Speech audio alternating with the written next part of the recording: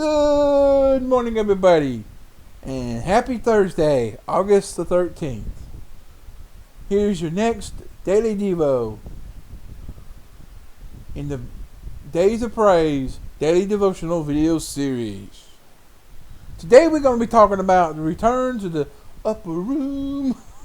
Sorry about that. We're going to be returning to the upper room. That was just a little quote from a movie I heard by them saying upper room. The upper room. Sorry. I just love saying that. But today we're going to be starting off with Acts chapter 1, verses 13 and 14. I hope you looked your verse up and got a head start. It says, and when they were come in, they went up into an upper room. These all continued with one accord in prayer and supplication. And basically what they're talking about, the upper room, is the room, I believe, without having to look into it, something about the Lord's Supper. It's the last night together, the disciples and Jesus, before he was arrested, tried, and crucified. I think that's what they mean by the upper room. So let's see if that's true. So what a myriad of thoughts must have been swirling through the believers' heads as they walked back to Jerusalem after Christ ascended into heaven. Oh, maybe it's not during the supper before the crucifixion. This is after he ascended. He came back. Well, he rose the third day, and then there was several days passed, and then he went up the Mount of Olives and ascended into heaven. That's what we're talking about. So they had many enemies in Jerusalem, but they walked fearlessly because he who claimed, Matthew 28:18, all power is given unto me in heaven and in earth, promised that, in verse 20, I am with you always, even unto the end of the world. Which they obediently assembled in an upper room, literally the upper room, to wait and pray. Okay, I see what they're trying to say. It don't consider about the upper room. It's just they get to a place where they wait and they pray. So just hang on, it's going to be a quick second for you, but it'll be a couple minutes for me. I got to readjust my sitting position, so I'll be right back. Okay, I'm back. See, it was a real quick break, but it took me just a little bit to readjust my sitting position. Readjust my camera. There, I like that one. Okay. Now, notice who is present. The list includes the 11 remaining disciples. Oh, we are talking about the disciples, which reassembled after scattering, after the crucifixion. After that happened, they scattered. Then they reassembled after that happened, once they realized that Jesus had rose the third day.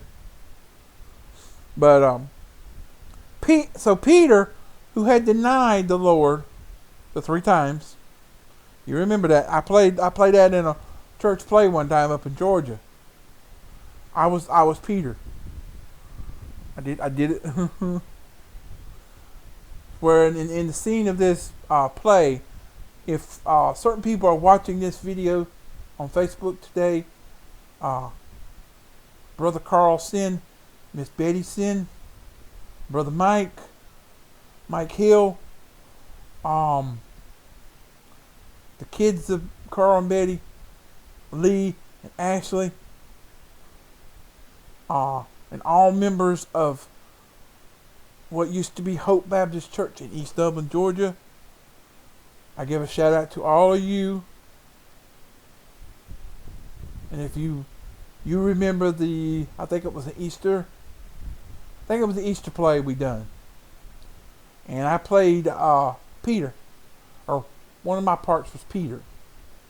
I also had another scene, another part in another scene, but I played Peter, and then where I was to come out, walk around, and then you had the people, the one person come up, you knew him, or you were with Jesus, and then Peter's supposed to like say, no, I don't know who you're talking about.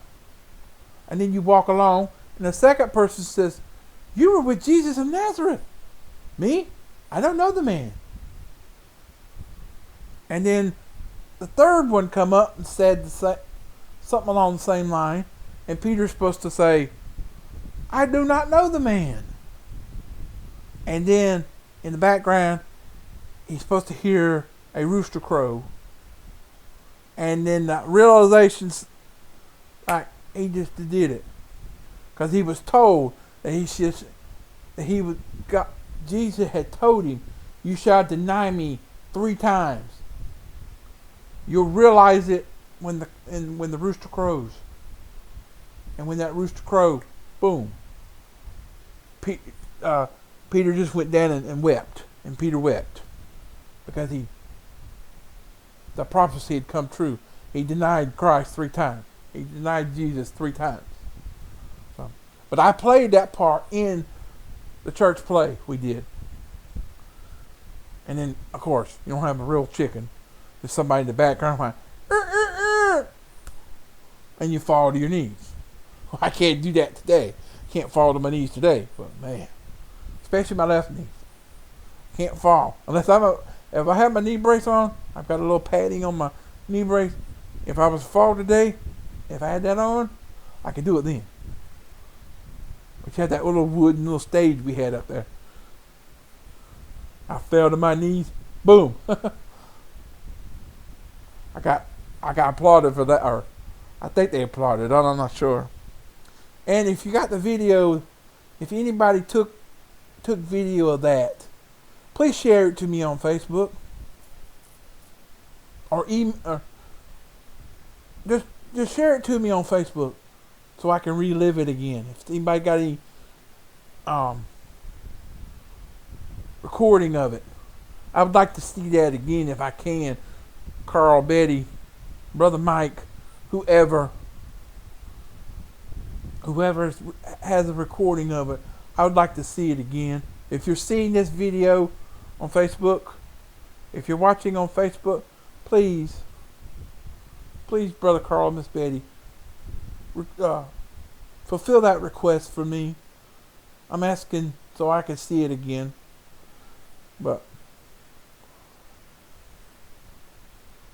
But it says Peter, who had denied the Lord, had gained sweet forgiveness. Thomas, the doubting Thomas, had his skepticisms answered. He was the one when he was standing there, he was doubting that Jesus was real. And he said, Jesus showed him the scars in the hands. Showed him the scar on his side. And he had the skepticisms cleared. And John was there, which was the John that Jesus loved. But even he had deserted his Lord in the garden as the soldiers came. That's what it was. When the soldiers came up to arrest Jesus, and as soon as they led him away, the disciples parted. They scattered. But when everything came back to saying he was okay and everything, they were back together. Mary, the mother of Jesus, was even there.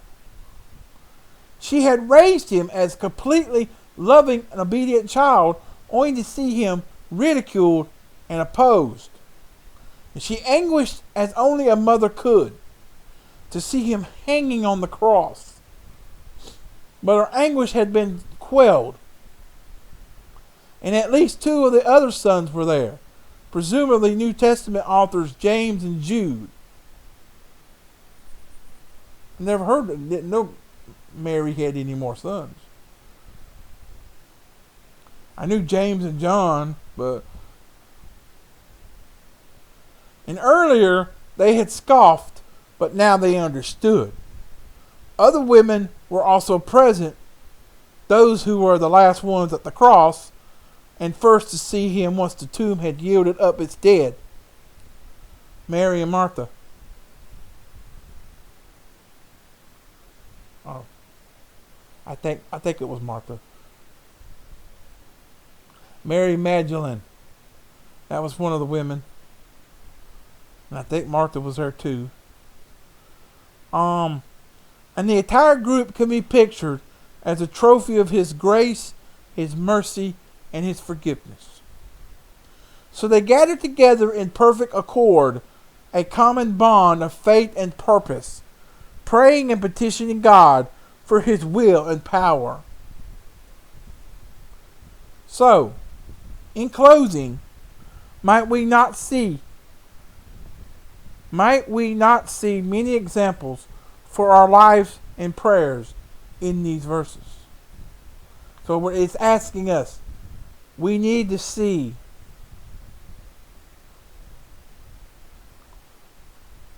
or it says, might not we see examples for our own lives and prayers in these verses?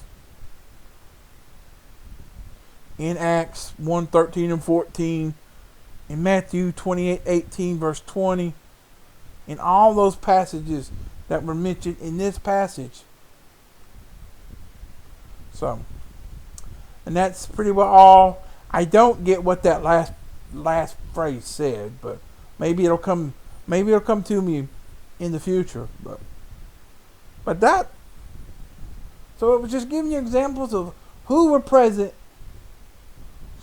after Jesus ascended into heaven.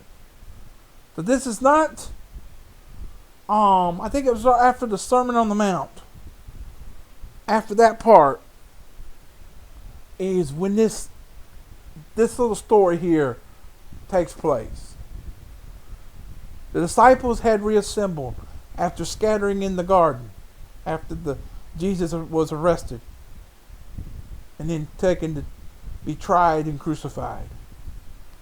They come back together, and Jesus had died the 3 days and rose on the third day, came back to them, and some of them had done different things, but they were resolved. The problems have been resolved.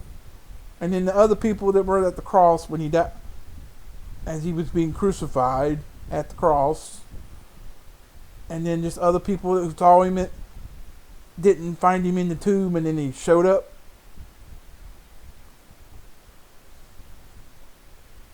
But all in actuality, you should figure this one out yourself. Sometimes I get a lot out of these passages that I read, and sometimes I don't. But maybe in the future, something will come out of this one, will be in another one, and I'll do down the road. But I hope you enjoyed watching. Thank you for watching once again. And tomorrow's passage, we're going to be talking about logical milk for Friday, August 14th. So be looking forward to that for tomorrow. And as I said, I'll be getting that in just a few minutes. Because prior to, these videos will be recorded in one sitting. And then, if you're seeing this, then it's Thursday. And then tomorrow, you'll see tomorrow's video tomorrow. But right now, I'm sitting here recording these in one day. So I like to do that. I like to record a few videos at one time, and I turn around, post them, get them posted on YouTube, get them set to come out every day, to one every day. Like today's video will, as you're seeing it now, is on Thursday. So when I get done with this video today, as of recording this video. I will go back after I finish the other videos that I've got lined up. The other passages, like tomorrow's passage and then Saturday's passage, I'll go ahead and get those two done.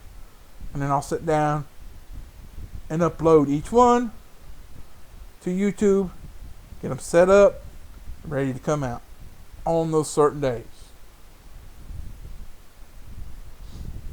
So I don't have to worry about sitting every night and get them posted, or try to set a certain time every day to post them, to record it and turn around, post it live, or not. To post it and it go right on in. I like to have them set up for a certain schedule, so the videos automatically will be made public, and I don't have to worry about doing it every day. But thank you for watching. Sorry for the little rambling I just had, and I hope you enjoyed it. Tomorrow, like I said, tomorrow's Logical Milk, Friday, August the 14th. We're going to be starting with 1 Peter 2, chapter 2, verse 2. So, you're looking forward to that. Thank you for watching. Be safe. Be well. I love you. I appreciate you. Thanks for watching once again. Everybody have a safe and happy rest of your Thursday. Tomorrow it's Friday. Once again. So, thanks for watching. See you tomorrow. And I'm out.